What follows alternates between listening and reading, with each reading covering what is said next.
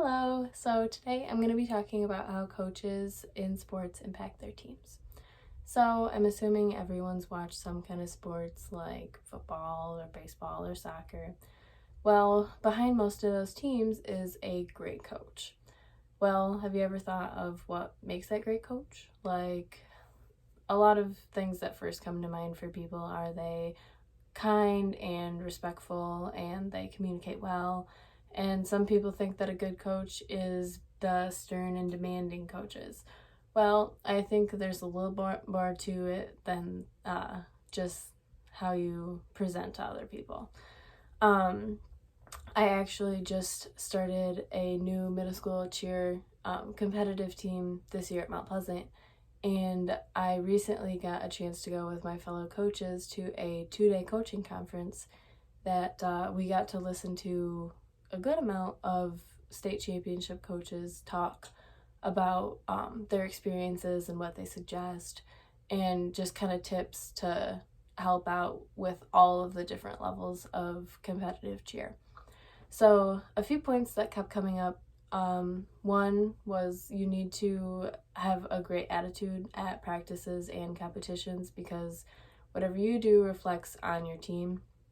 Second is to keep the team motivated because if they don't want to be there, then they're not going to perform like they want to be there.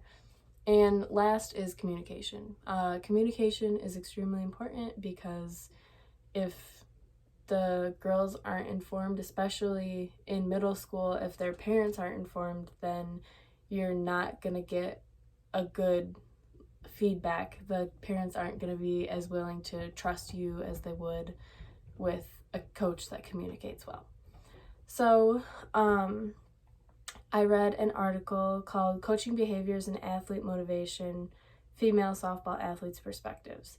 The authors, Bunning and Thompson, discuss pretty much those three issues. The article is mainly geared towards their study, so they do include coaches that don't have the championship attitude, and they also include those that do.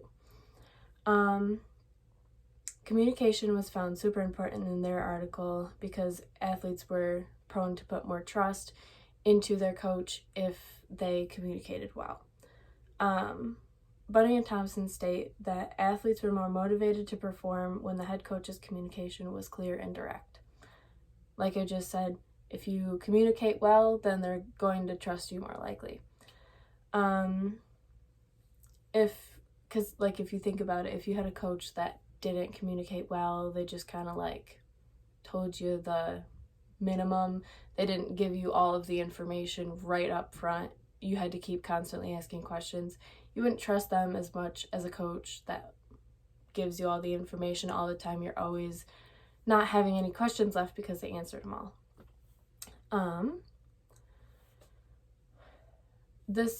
So part of good communication is kind of letting the girls be a part of the decisions sometimes. So just small decisions like, what are we going to wear this week? What kind of music do you want to listen to while we're warming up? What kind of warm-up do you want to do? Just so they are still, and that's part of keeping them motivated, is they feel like they're giving their part to the team. They're not like super drastic decisions, but they're still putting their input in. Another article that I read was Quality Coaching Counts, and they discuss this. The author, Daniel Gold, says that Gold states that specifically they allow student athletes to have their say in participation and to make appropriate but meaningful decisions. By doing this, basically, you're doing what I said before. You're allowing the girls to have their input on the team, which will keep them motivated. I actually had a coach my freshman year of high school that basically just yelled at us and disciplined us and didn't give us all the information and made us spend an unreasonable amount of money, and nobody really liked her. So having a new coach my sophomore year that gave us all the information, tried to keep it as low budget as she could, she actually was like a breath of fresh air. We finally had a coach that we all liked. And at that coaching conference I was talking about earlier, I actually got a chance to talk to one of the state championship coaches, like one-on-one. So it was basically like an interview for me. One of the questions I asked her about was practice planning, because you have to try to include like keeping the girls motivated while trying to get your work done to be well at like competitions and games. So the name of this coach was Tara Hazy from Woodhaven. She said, first you want to think about your monthly goal. This would be competitions, then decide how you'll be breaking this up into weeks, and finally take your weekly goal and spread it out into the four or five practices, however you want to do it.